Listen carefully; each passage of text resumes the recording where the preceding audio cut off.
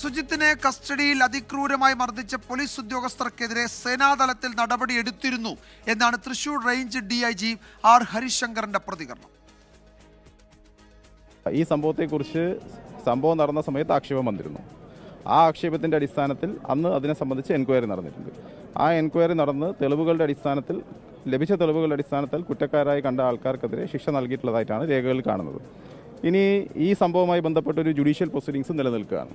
ഇതിൽ പരാതിക്കാരായ ആളുകൾ കോടതിയെ നേരിട്ട് സമീപിച്ചിട്ടുള്ളതും ആ കോടതിയിൽ ഒരു MC ഇതുമായി ബന്ധപ്പെട്ട് ഓൾറെഡി ക്രിമിനലായി നിലനിൽക്കുന്നുണ്ട്. അപ്പോൾ ക്രിമിനൽ നടപടി ഓൾറെഡി പെൻഡിംഗ് ആണ്. ഇനി ആ ക്രിമിനൽ നടപടിയിൽ കൂടുതൽ എന്തായെങ്കിലും കോടതിയുടെ പരാമർശവും കോടതിയുടെ നടപടിക്രമങ്ങളും കൂടെ പരിശോധിച്ചിട്ട് ഇതിൽ മറ്റെന്തെങ്കിലും ആക്ഷേപങ്ങൾ ആ ഘട്ടത്തിൽ വരികയാണെങ്കിൽ ആ ഘട്ടത്തിൽ. അതേസമയം ദൃശ്യങ്ങൾ പുറത്തു വന്നതോടെ പോലീസ് സ്റ്റേഷനിലേക്ക് യൂത്ത് കോൺഗ്രസ് പ്രവർത്തകർ പ്രതിഷേധ മാർച്ച് സംഘടിപ്പിച്ചു. സൂരജ് സജീവ് വിവരങ്ങൾ നൽകും തൃശ്ശൂരിൽ നിന്ന്. സൂരജ്, യൂത്ത് കോൺഗ്രസിന്റെ പ്രതിഷേധം അടുത്ത ദിവസങ്ങളിൽ എങ്ങനെയായിരിക്കും? ഈ വിഷയം ഉയർത്തി കോൺഗ്രസ് സർക്കാരിനെതിരെ, ആഭ്യന്തര വകുപ്പിനെതിരെയൊക്കെ പ്രതിഷേധിക്കാനോ പ്രക്ഷോഭം നടത്താനോ ഒക്കെയുള്ള സാധ്യതയുണ്ടോ? ഇതിന്റെ തുടർ നിയമ നടപടികൾ ഉൾപ്പെടെ അടുത്ത നീക്കങ്ങൾ, അടുത്ത നടപടികൾ എന്തൊക്കെയായിരിക്കും? വിജയകുമാർ, ഈ ദൃശ്യങ്ങൾ പുറത്തു വന്ന പശ്ചാത്തലത്തിൽ വലിയ പ്രതിഷേധത്തിനാണ് കോൺഗ്രസും യൂത്ത് കോൺഗ്രസും ഒക്കെ ഒരുങ്ങുന്നത്. നാളെ KPCC അധ്യക്ഷൻ സണ്ണി ജോസഫ് നാളെ നേരിട്ട് തൃശ്ശൂരിലെത്തുകയാണ്. KPCC അധ്യക്ഷൻ നേരിട്ടെത്തി നാളെ തൃശ്ശൂരിൽ ഈ സമരപരിപാടികൾ ഏകോപിപ്പിക്കുകയാണ്.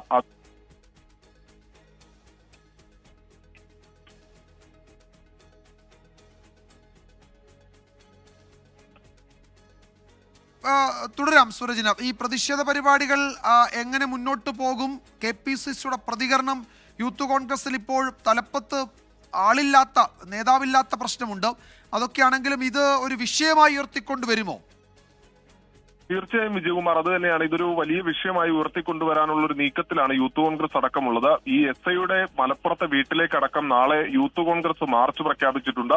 അതോടൊപ്പം തന്നെ തൃശ്ശൂരിലെ കോൺഗ്രസ് ആകട്ടെ ഈ 3 പോലീസ് സ്റ്റേഷനുകളിലേക്ക്, അതായത് ഈ പോലീസുകാർ പ്രവർത്തിക്കുന്ന 4 പോലീസ് സ്റ്റേഷനുകളുണ്ട്, ആ 4 പോലീസ് സ്റ്റേഷനുകളിലേക്ക് മാർച്ച് നടത്തും എന്നുള്ളതാണ് അറിയിച്ചിട്ടുള്ളത്. നിലവിൽ ഈ SI ആയിട്ടുള്ള ന്യൂമാൻ ജോലി ചെയ്യുന്നത് തൃശ്ശൂർ വിയൂർ പോലീസ് സ്റ്റേഷനിലാണ്. അതോടൊപ്പം തന്നെ 2 CPOമാർ തൃശ്ശൂർ ഈസ്റ്റ് വെസ്റ്റ് പോലീസ് സ്റ്റേഷനുകളിലുണ്ട്. ഒരു പോലീസ് ഉദ്യോഗസ്ഥൻ മണ്ണൂത്തി സ്റ്റേഷനിലാണ് ജോലി ചെയ്യുന്നത്. അതുകൊണ്ട് തന്നെ ഈ 4 പോലീസ് സ്റ്റേഷനുകളിലേക്ക് മാർച്ച് നടത്തുമെന്ന് കോൺഗ്രസും പ്രഖ്യാപിച്ചിട്ടുണ്ട്. KSUവും നാളെ സമരരംഗത്തേക്ക് എത്തുന്നു.